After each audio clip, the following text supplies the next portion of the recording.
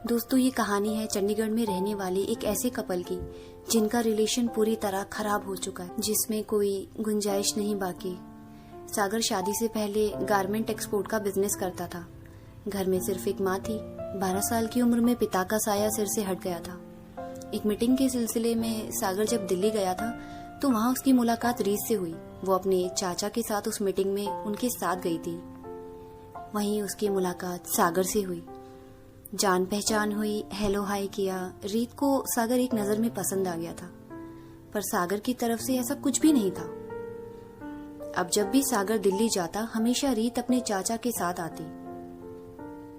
वैसे रीत को कोई इंटरेस्ट नहीं था काम का, बस बहाना बना के वो आ जाती। सागर ने भी नोटिस किया कि रीत उसे चाहती है।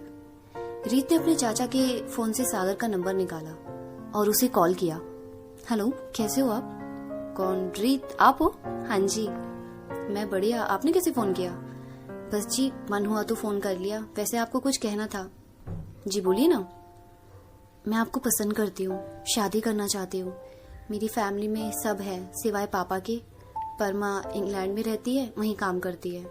सागर ने उसे मना कर दिया। रीत, मैं तुम्हारे जैसा अमीर नहीं, ना ऐशो आराम दे पाऊंगा।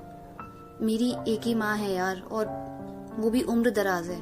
बहनों की शादी हो गई है, लेकिन मैं बहुत घरेलू लड़की देख रहा हूँ जो उनकी देखभाल कर सके। वो बहुत बीमार रहती है। मैं सब कर लूंगी सागर, एक मौका तो दो। सागर ने मना कर दिया और फोन काट दिया। कुछ टाइम बाद जब सागर उसके चाचा से मिलने गया, वहां उसे रीत भी मिली। घर के आंगन में चारपाई पर बैठे सागर रीत के चाचा से काम की बात कर रहा था। नहीं सर, मुझे लगता है कि ये मीटिंग हमारी कल ही होनी चाहिए। तभी वहां रीत अपने चाचा को लस्सी देने गई। सागर की तरफ लस्सी का गिलास बढ़ाया तो रीत का हाथ पूरी तरह जख्मी दिख रहा था। रीत जी, ये आपको क्या हुआ? वो कुछ नहीं, कल मशीन से हाथ कट गया। सागर वहां से जाने लगा कि तभी उसने रीत के चाचा से कहा, हरमिंदर जी, वॉशरूम का है? 1 मिनट बेटा, रीत यहाँ आओ। जी चाचा जी। सागर को फर्स्ट फ्लोर पर भेज दो। जी। रीत सागर वहां से घर के फर्स्ट फ्लोर पर गए। सागर तुरंत बोल पड़ा, ये क्या है? सच बताओ, कोई बात है? तुम्हें लगी कैसे? मैंने अपने हाथ की नस काट ली सागर, मुझे तुम नहीं मिले तो मैं मर जाऊंगी। सागर ने रीत को एक थप्पड़ मार दिया। दिमाग खराब हो गया है तुम्हारा? प्यार का मतलब ये सब नहीं होता। मुझे नहीं पता, बात करने आओ। तुम सच में प्यार करती हो मुझे? रीत ने रोकर सागर को गले लगा लिया।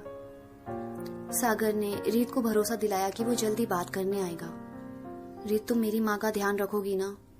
वो बहुत बीमार रहती है। मैं सब कर लूंगी सागर, मुझ पे भरोसा करो। सागर ने सोचा, यहाँ वहाँ रिश्ता क्यों देखना जब सामने उसे इतनी अच्छी लड़की मिल रही है। तो बेशक वो उसे प्यार नहीं करता, पर शादी के बाद भी तो कई लोगों को प्यार हो जाता है। सागर ने रीत के चाचा से रिश्ते की बात की, फिर घर में बात की, सब मान गए। शादी वाले दिन सागर की हालत बहुत खराब थी। फाइनेंशियली वो स्ट्रांग नहीं था।